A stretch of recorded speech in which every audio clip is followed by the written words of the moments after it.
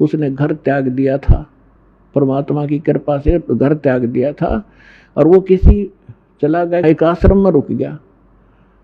उस आश्रम में सब दास कहें अपने आप को, फलाना दास फलाना दास, और थोड़ी बात पर एक दूसरे का आंख काट दे, लड़ने लगे, तू क्या बन रहा है। तब इब्राहिम सुल्तान अधम, जिसकी दास कथा सुनाना जा रहा है, इसका थोड़ा सा लिंक बीच में और आ गया। जब वो घर त्याग गया था, पहले ये राजा था, तो उसने कहा कि भाई आप नाम दास जरूर लिखते हो, पर कर्म आपके लक्षण दास के नहीं है। उन्होंने पूछा, भाई क्या बात भगत जी, कैसे नहीं।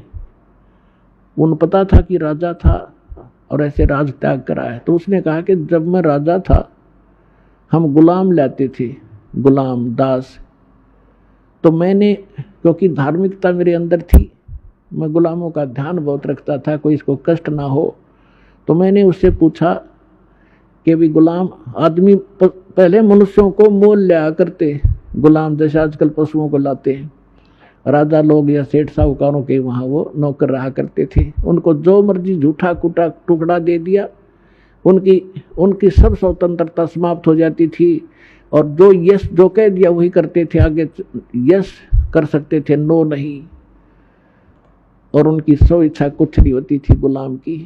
तो इब्राहिम सुल्तान ने कहा कि मैंने उससे पूछा कि ए गुलाम, तेरा क्या नाम है।